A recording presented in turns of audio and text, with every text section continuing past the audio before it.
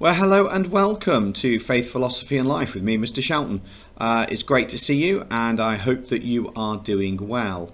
What we're thinking about today is we're thinking about a form of putting people to death, to be honest with you. Happy, cheery thought, I know. But, we're going to hold that together anyway. So have a look at these and see if you can work out what forms of capital punishment, death penalty, are behind me.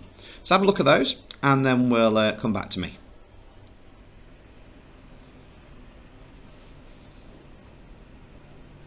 Okay, so we've got things like lethal injection, we've got stretching people until they break apart, pretty gross I know, we've got the gas chamber, we've got hanging, and then we've got this one that you may not have seen on there, which is this one, which is crucifixion. Crucifixion is probably one of the most barbaric ways of killing people that's ever been invented, and that was the whole point of it. It was a deterrent, it was to scare people from committing really bad crimes. So today we're going to think about the crucifixion of Jesus. And when you look at this picture, there's lots of symbolism within this. You've got the light shining from heaven representing God. You've obviously got Jesus on the cross. You've got a halo showing holiness. And then you've got INRI above the cross as well, which are the first initials of Jesus of Nazareth, King of the Jews. Here's an ancient picture of Jesus. This is one of the earliest ones of Jesus' crucifixion. And again, you've got the angels in heaven, and then you've got the people at the bottom, and then you've got Jesus on the cross as well. So it's going to be a little bit of a weird one today looking at this. We're thinking about the Apostles' Creed. We're thinking about what it teaches about Jesus. Go and grab your pen and paper, because here's our cheesy intro music.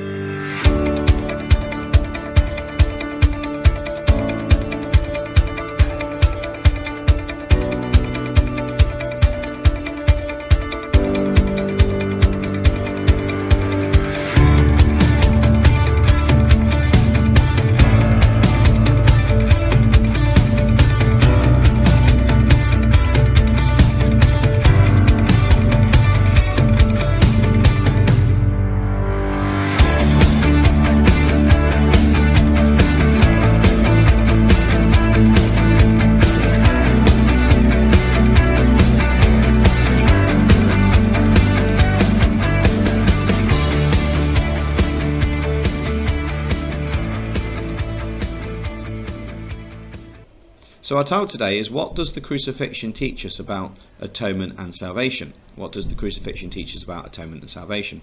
What you need to do, as usual, is grab a pen and paper, make notes, pause me. Everything you do today, please send to your teachers, because obviously we'd like to see what's going on. It's going to be good if we can, our learning objective is to explore the events surrounding the crucifixion of Jesus and why they are important. It's going to be good if you can recall the main events surrounding Jesus' death. Great if you can talk about why Jesus' death is important to Christians, and even better if we can use our knowledge to relate this to in our own lives as well.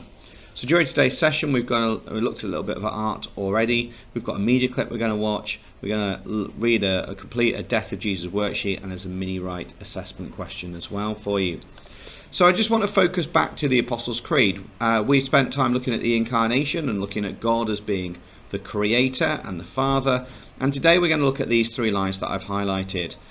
Suffered under Pontius Pilate, who was crucified, died and was buried, and he descended to the dead. So we're not going to cover all of those, but we're going to really focus on the crucifixion and the death and the burial.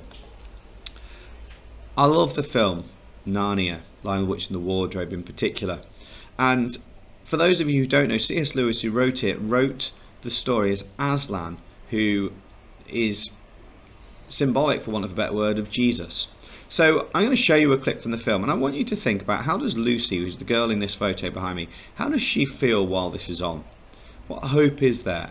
Now, if I can't get this to play because of copyright or so, then I will put the link, the file in the description below, so make sure that you look at that. We're going to see the first half of this today, and we'll see the next part of it next time as well.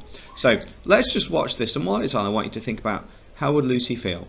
Let's just watch. Okay, so fascinating when you think about that with Lucy, and you start to realise the impact that Aslan's death had had on her. Remember, Aslan is a parallel of Jesus.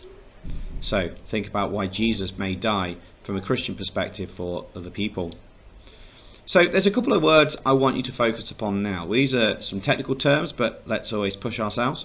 So there's substitution, which is to take, I should say, the punishment for someone else, to take the punishment of someone else. So you do something wrong and your friend takes that punishment. You're still found guilty, but your friend does that detention for you instead of you. Not that that would happen in terms of real life in school, because we wouldn't allow it, but that's the principle anyway. Atonement means to be made one with someone, to be made right with someone, to be put back in a good relationship. So after you fall out with your friends and you atone yourselves, then you're back friends again. What I'd like you to do is to create a 3-sentence story about one of those terms. So it could be substitution, you could use my detention example, for example, or atonement, you could talk about a friend example.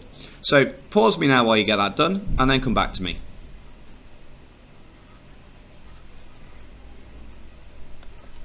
Okay, so the next thing I'd like you to do is, again with the description below, there we go, I'd like you to read that sheet over, work out who's involved, what groups of people are involved, think about how these groups of people reacted to Jesus' death, thinking back to Aslan and how people reacted in Aslan's death, and then answer question 1 and 2, please.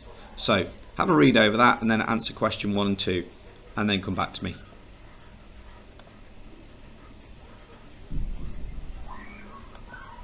So we said it would be good if we could recall the main events surrounding Jesus' death. Great if you could explain why Jesus' death is important to Christians, and we need to tie in substitution and atonement for that. And even better if you can use your knowledge to relate it in your own lives. So this is our big question for the day. And the question is this: why do some Christians think that Jesus' death was the most important event in his life? Now, the way that this is going to work dead easily is that you're going to talk about why Jesus' death is important, but then you need to think about something else that might be more important. So you might think, for example, about his incarnation or his resurrection, which I know we've not covered yet. You might think about miracles, or you might think about his teachings, or something else that we've studied. And you're going to do 2 paragraphs using this structure. It's going to take you about 8 to 10 minutes, and then you're going to reach a conclusion as well with that. So pause me now and then come back to me.